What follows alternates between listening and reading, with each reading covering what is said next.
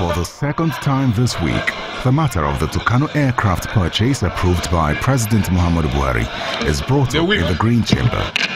This time it is a motion to include the $496 million for the purchase of the aircraft in the 2018 appropriation bill.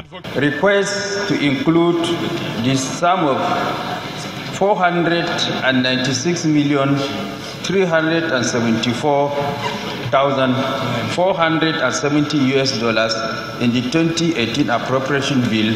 And now this one is not a bill, and we are urging ourselves to ask the executive to allow us initiate a bill and put it in a bill process that is going on.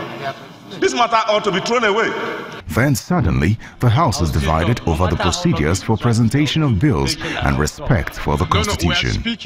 There is no provision therein wherein a bill has been committed to a committee and the bill is under consideration. It has not been brought to the committee of the whole. It should have come as a bill anyway. If it's a money bill, then we'll not talk about it as a money bill.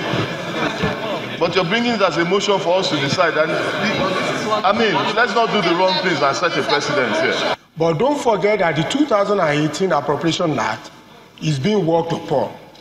And so as long as it has not been approved, there is no way you can come by another bill. To guide the House appropriately, they call lawyers in the House. The process is unconstitutional.